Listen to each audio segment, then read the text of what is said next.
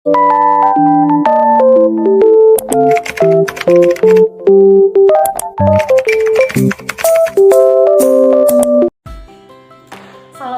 warahmatullahi wabarakatuh. Perkenalkan, nama saya Novayana dengan NIM 2020604052 dari kelas Mazawa 2. Di video ini saya akan menjelaskan mengenai manajemen resiko yang mencakup pengertian, manfaat, tujuan, prinsip-prinsip, macam-macam, dan langkah-langkah. Untuk itu, simak videonya baik-baik ya. Baiklah, yang pertama pengertian manajemen resiko. Sebelumnya kita harus paham dulu apa yang dimaksud dengan resiko. Resiko adalah sesuatu yang tidak ada kepastian yang menyebabkan kerugian. Manajemen resiko adalah suatu proses analisis, identifikasi, penilaian, pengendalian, dan upaya untuk menghindari, minimalisir, atau bahkan menghapus resiko yang mungkin akan terjadi. Adapun manfaat dari manajemen resiko, yang pertama itu menjamin pencapaian tujuan. Yang kedua, meminimalkan kemungkinan bangkrut. Yang ketiga, meningkatkan keuntungan perusahaan. Yang keempat, memberikan keamanan pekerjaan. Yang kelima, melindungi dan memperkecil kerugian, sehingga keuntungan yang diperoleh perusahaan akan semakin besar. Tujuan umum dari manajemen resiko digunakan sebagai dasar untuk memprediksi bahaya atau hal yang tidak menyenangkan yang akan dihadapi dengan perhitungan yang cermat serta pertimbangan yang matang dari berbagai informasi di awal untuk menghindari hal-hal yang tidak diinginkan di kemudian hari.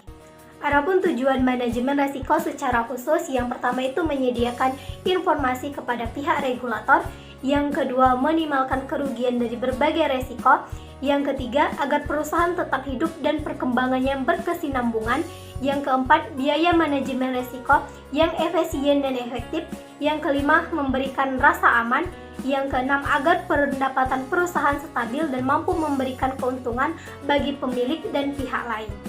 Materi yang keempat, prinsip dasar dari manajemen resiko. Yang pertama, manajemen resiko bersifat kolektif, yaitu melibatkan setiap pihak dengan berbagai bidang tanggung jawabnya masing-masing. Yang kedua, manajemen resiko bersifat partisipatif, yaitu secara terbuka membahas berbagai macam resiko untuk kesuksesan bersama.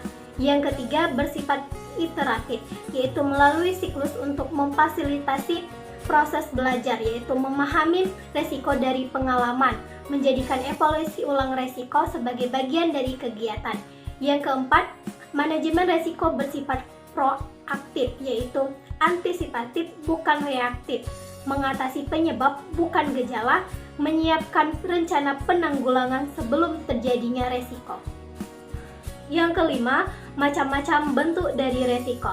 Yang pertama, resiko kredit. Resiko kredit ini adalah resiko akibat kegagalan nasabah atau pihak lain dalam memenuhi kewajibannya kepada bank. Yang kedua, resiko operasional. Resiko ini diakibatkan oleh proses internal yang kurang memadai, kegagalan proses internal, dan kesalahan manusia. Yang ketiga, resiko likuiditas. Resiko ini karena akibat ketidakmampuan bank untuk memenuhi kewajiban yang jatuh tempo. Yang keempat, resiko pasar. Resiko pasar adalah resiko pada posisi neraca dan rekening administrasi akibat perubahan harga pasar. Yang kelima, resiko hukum. Resiko ini berakibat dari tuntutan hukum dan pelemahan aspek yuridisnya. Yang keenam, resiko reputasi. Resiko reputasi adalah resiko akibat menurunnya tingkat kepercayaan para pemangku kepentingan. Yang ketujuh, resiko strategis. Resiko strategis adalah resiko akibat ketidaktepatan dalam pengambilan dan pelaksanaan suatu keputusan. Yang kedelapan, resiko imbal hasil. Resiko imbal hasil ini adalah resiko akibat perubahan tingkat imbal hasil yang dibayarkan bank kepada nasabah. Yang kesembilan, resiko investasi. Resiko investasi ini adalah resiko akibat bank ikut menanggung kerugian usaha nasabah yang dibiayainya. Yang ke-10 yang terakhir yaitu resiko kepatuhan. Resiko kepatuhan adalah resiko akibat bank tidak memenuhi atau tidak melaksanakan perundang-undangan ketentuan yang berlaku setiap prinsip syariahnya. Baiklah, materi yang ke-6 mengenai langkah-langkah dari manajemen resiko. Di sini ada 7 langkah dari manajemen risiko.